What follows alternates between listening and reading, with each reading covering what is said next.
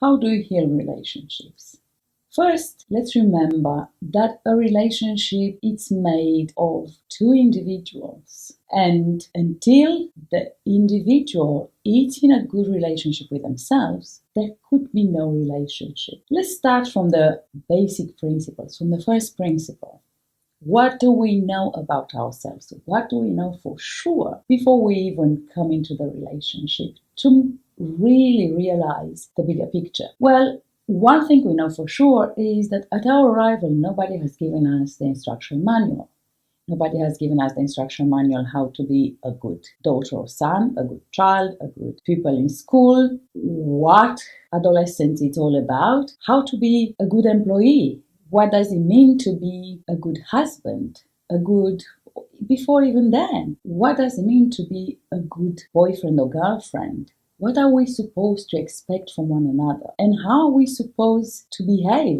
What is supposed to be expected from us? In a healthy way, I mean, not what somebody expects from us in a narcissistic way. So in lack of this instruction manual, we all stumble through life the same way. Well, we all suffer from the childhood handicaps that our parents, who are their turn, have stumbled the same way we do, with the added disadvantage, if you want, that they lived in an era where it wasn't okay to talk about their feelings and emotions and mental states. Mental health was not en vogue like it is today. So whether a man or a woman, when they struggled with their underworld, with their own inner pain, they had to hide it. And they generally hid it in the classical ways that even we are doing it. The classical coping mechanisms, through alcohol, through aggression, through self-harm. And that self-harm includes everything from addictions, spending, well, everything is an addiction really, whether it's an addiction to certain people, to certain kind of toxic relationships, because they kind of feed our need for reinforcement of our negative beliefs on which our identities were built.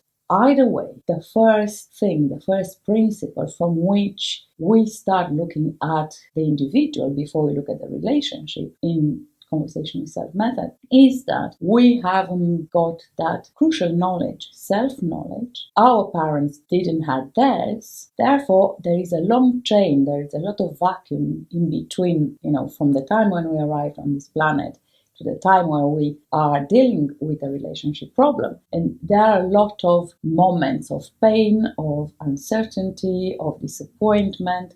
And generally, they went in a Boulder-Neige effect, in a snowball effect, piled up one on top of the other, all starting from this lack of self-knowledge. There are two ways of looking at anything that poses us problems in our lives. Whether we have a relationship that it's in crisis, whether our finances are in crisis, everything. We can look at this situation through the same lenses. And there are two main aspects. One is existential or spiritual, and the second one is psychosocial. Both are interlinked. The psychosocial are the conditions, the social and economic conditions since our birth, before our birth, of our parents, grandparents, the country and culture from where we're coming and which we have inherited, all the way to all the opportunities or lack of opportunities or restrictions that we were faced with, forcing us to make the choices that we made. The second one, which I started as the first, the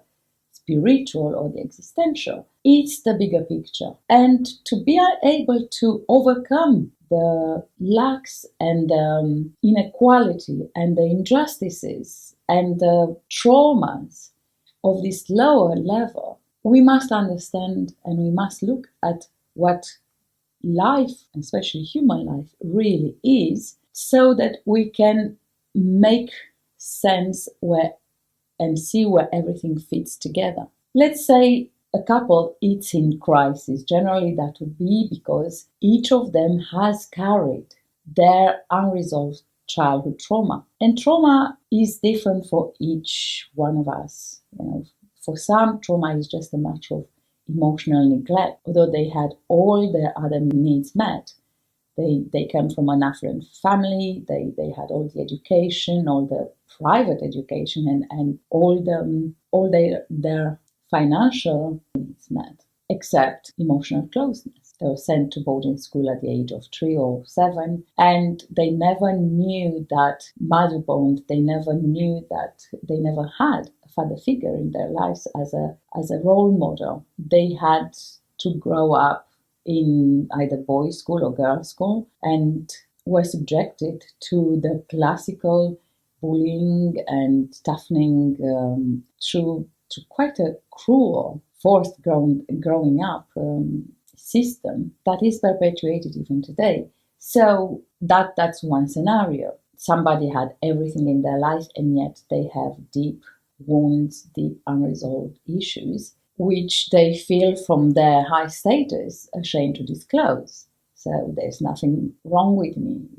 We have the especially in UK, the stiff upper lip, and let's get on with it. Even if they have gone on with it and they're incredibly successful in their business professionally, they have achieved all their accolades. That does not mean that their plastered wound is still not there. And that plastered wound, that unaddressed wound that has been neglected and ignored for all this time, is generally the one causing relationship problems. The same way childhood trauma, and it could come in microdoses of different kinds of pains. So a person, let's say a woman, comes from a family that struggled in their marriage and ended up divorcing. And maybe they had some love by their grandparents, but they were rejected or they were neglected by both their parents, when they're divorced, because each parent were in their survival mode and trying to find their feet again, either remarry or find a job or some way of not only dealing with a breakup and with the situation and with the shame, which, remember, 20 years ago or so, it wasn't as well seen or as easily seen as today or accepted to be divorced. So there was a stigma attached to it. And on top of their own issues, they had to deal with that. And in their survival mode, from their survival mode, without any skilled mentor to help them and even the acknowledgement or the awareness that they could do that, they have reacted the best way they could to save themselves. Well, that left an imprint on the child, say the girl, who sees the father as emotionally unavailable, as abandoning her. The mother is not there. The mother, because she's struggling, and let's remember, about 20 years ago, a single mother with children, it was a big deal.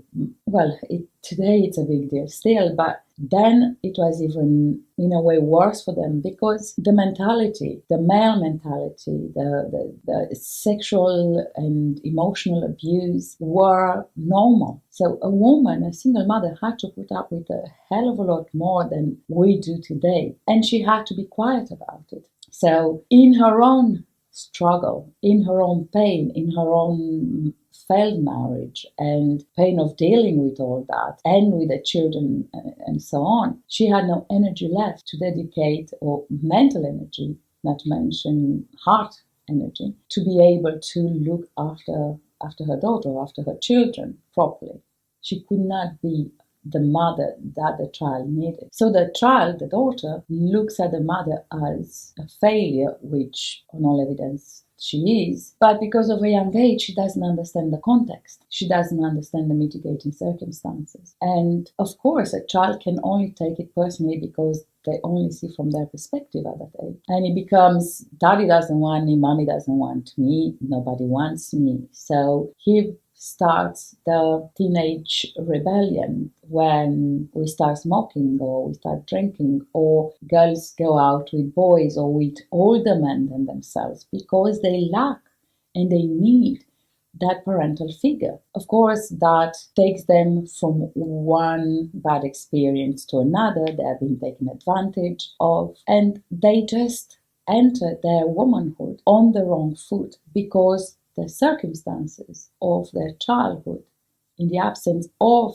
this self-knowledge and in the absence of somebody giving her this guidance, she had no other choice but acting out and suffering the consequences. So from trial and error, we kind of learn this not, try again, and then we weed out the bad stuff that we should stay away from. And yet we seem to be attracted to the same kind of patterns, to the same kind of people, because in so many ways they are our sounding board, they are our perfect mirror on which we project and they reflect the unhealed parts. So back to the couple. When two young people, or even old people, even if you've been married and you are middle-aged and then you've divorced and now you meet somebody else, you still carry, like, we are talking about two individuals, each with their luggage, which is unaddressed, a truckload of suitcases which they haven't opened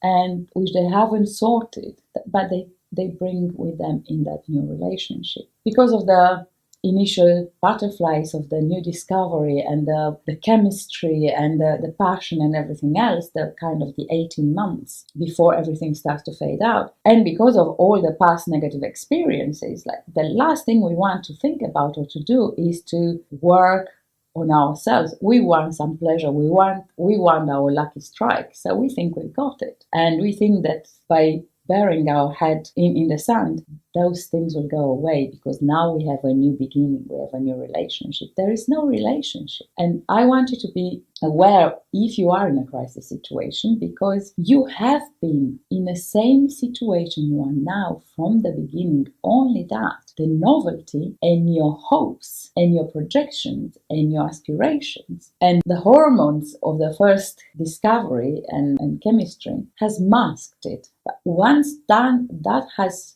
faded out. What you are left with, each of you are left with your own suitcases. And when you live together, you happen now from time to time to stumble into each other's suitcase. And you are surprised. Oh, I didn't know about that.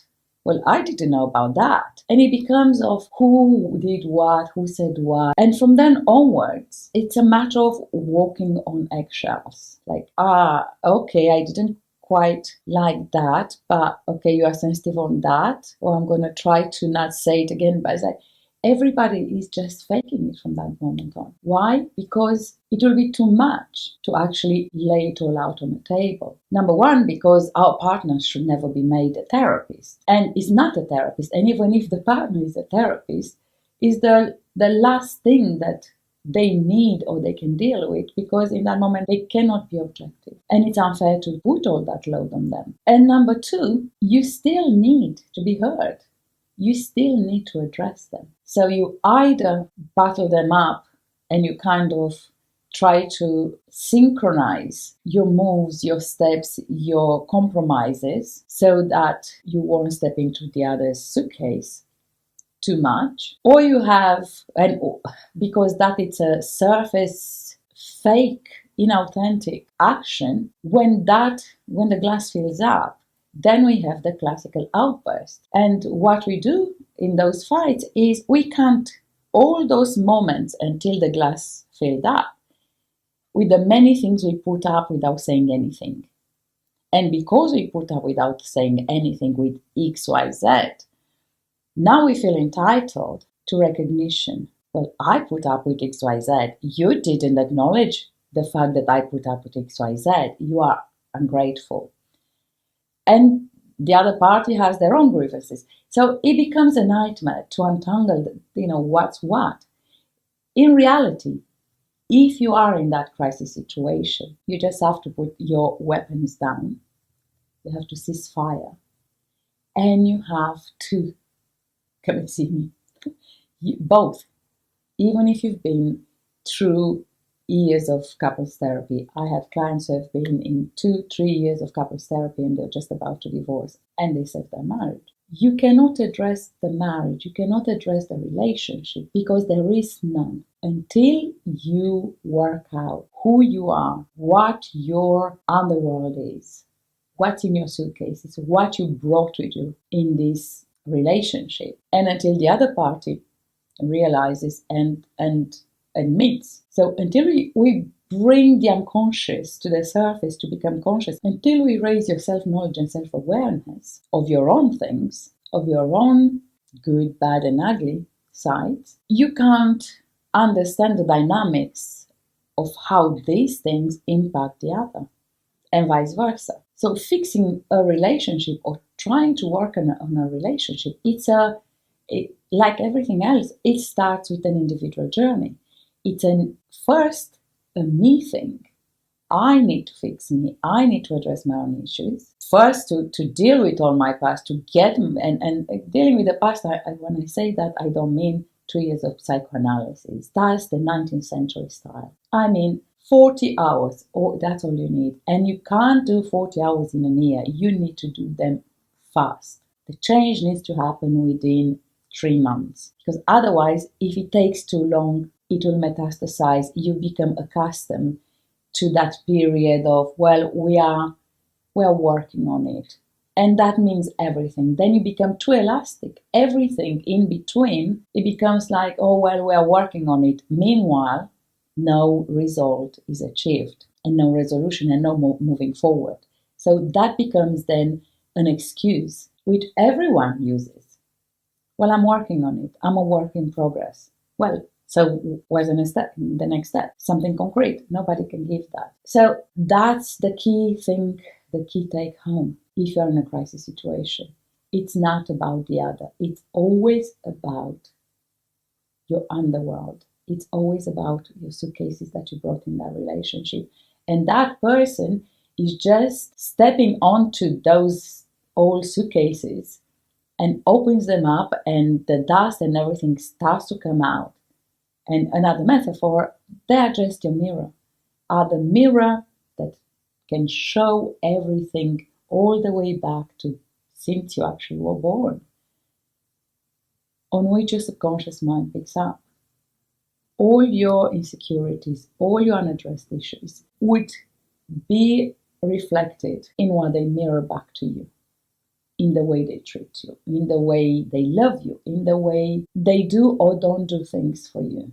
Another thing you must be mindful of, it's a very important self-defeating mechanism we use of the secondary gain. We stay in these negative patterns, in these negative tug of wars and struggle for who's right, who's wrong, when in the end both need to be happy, both want to be happy, but in that power struggle, both forget what they're actually struggling for. So the secondary gain procures us a pleasure, an advantage in that state of chaos and pain.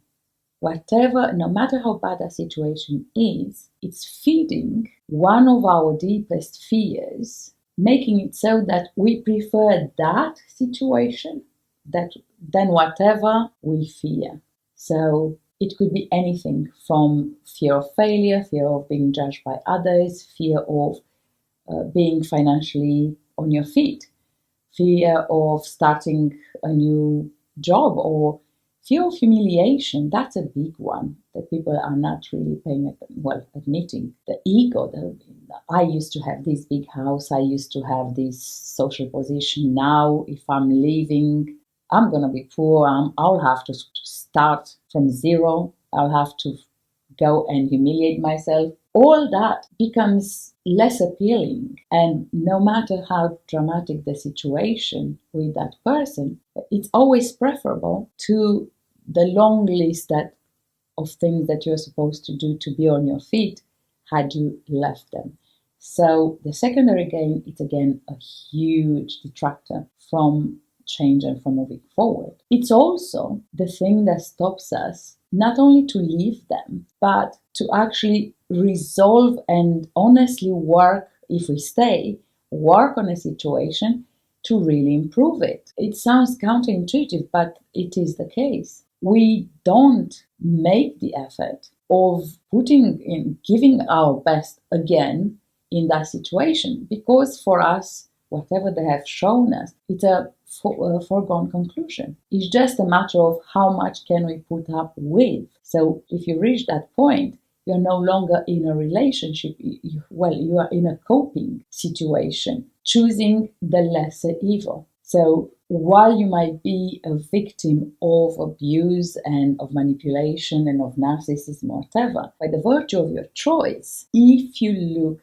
honestly, you'll realize that at your turn, you are your own perpetrator because you are a willing victim. And not only that, you are using that victimhood situation in a way that suits you better than anything else were you to change your circumstances. That's why it's so hard to untangle relationship issues, and that's why most counselors don't find the balance between the two individuals and couples. Well, 50%, 50% of marriages end in divorce. Well, that's why. Number one, we don't know who we are. Number two, we all carry trauma from, as I said earlier, from our parents from their parents, from their socioeconomic position and inequalities and times and everything that goes with it. Lack of knowledge. Without this self-knowledge, you can't move forward in any real meaningful way. Because without knowing how you actually operate and why you are here, from the higher spiritual point of view, you'll always try to fill a void. You'll always look for fillers, whether it's a new date, a new boyfriend, a new husband, a new car, a new dress, a new anything, because that higher side of you was not addressed because you haven't even asked the question. You haven't even contemplated it. Or even if you did contemplate it, you ended up in some kind of screwed up new age psycho bubble, pseudo spiritual bubble, and you never find those answers. In the Conversational Self method and book, which I highly recommend you read, we go through the science, because the true spirituality is the true science, just as the true science is spiritual in nature. The spiritual in a way that it's devoid of dogma and indoctrination. We're not talking about a deity God. We're talking about the sacredness of life and the many mysteries that quest for something greater than our basic lower needs. And that, as you will see, it is a science. And once you understand those basic principles from that science, everything starts to make sense. And with that knowledge, empowered by that knowledge, you will then be in a better position to feel closer to your true mission and to your purpose. The two main things that people are suffering of or lack finding meaning and purpose in life. And that can only be found by doing this inner journey, but not months and years spending in ashrams and going on walkabouts. You can do that if you want, but you still want to learn the basics, because those basics are actually clear and are very precise. And you need to first address the mundane before you move to the spiritual. And yet, at the same time, the mundane cannot be addressed without having, at least at the periphery of our eye, the awareness of the spiritual. So it's a simultaneous learning. Which once you started, as long as you give yourself fully to that, as long as you are totally committed to it, it will reveal itself to you, and it will reveal you to you in ways that you never imagined before. So that's what you need to do to address your marital or your relationship issues. You first need to address your relationship to yourself. And as the name says, conversation with self. That self needs to identify itself in all its aspects. What are you made of? What is your self made of? What is your self stand for? And what is your self aspiring to? See, before you know all these things, you cannot even contemplate being able to understand not only the other, but yourself. Because if you don't know all these aspects of you, you are deaf and blind to the other and to the other's aspects of their self, the spiritual self, the physical material self, and their future, their aspirational self. So you need to work on you.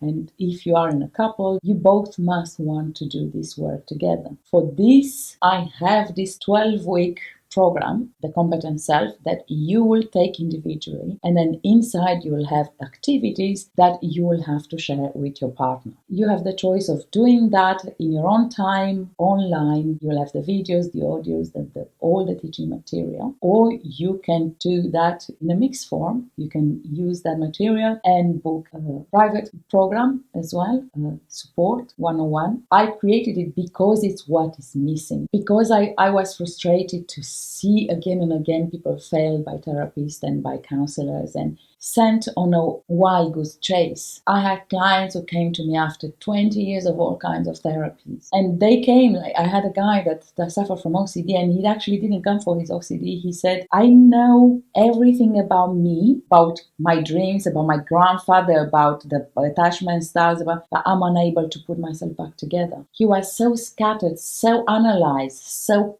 cut and split into so many theories and schools of thought that that poor man suffered more from his therapist than from his real problem. And despite all that, his problem was still there. So out of frustration of the methodology that it's employed, which is flawed, and just as the technology has advanced, we should, it's so obvious, but I don't know, not for everyone. The way we address health and ourselves and our self-growth should have advanced too, but we are centuries back in that regard. And because of that, and from my own experience and practice, I have developed a completely different approach, an approach that doesn't take years, as I said, maximum 12 weeks, that's it. Then we'll always be, remember I said we're always in a process of growth and metamorphosis. But at least this time we are aware of being in that process of growth. We'll have moments when we'll forget, but once you know that general knowledge that you are lacking at the moment, then everything will make better sense and you will be in a better position to make better choices, to get out of that reactive mode and to get out from that narrative of, oh, I'm being triggered, restrictive narratives, self-defeating narratives that you ascribe to with the help of your therapist. So do you get around the planet you, figure you out in all your aspects. And by the way, this is not a luxury. This is a must. This is an obligation. And we have reached a point as a society where we all owe it, not only to ourselves, not only to our husband or children, we owe it to everyone in the society that we figure our shit out, that we work our shit out, that we make sure we clean our mansion, that we sort our luggage in our suitcases, so that when we go into the world, when we go into the workplace, we don't carry all that shit and cause havoc in other people's lives. Because this is what's happening today. Everyone needs to do their work. The teacher needs to do her personal work. The nurse and doctor need to do their personal work. The husband and wife need to do their own work before they point fingers. The employer needs to do their own work and that soul search to understand themselves, and not from those pompous psychological approaches designed in labs by PhDs. That has nothing to do with real life.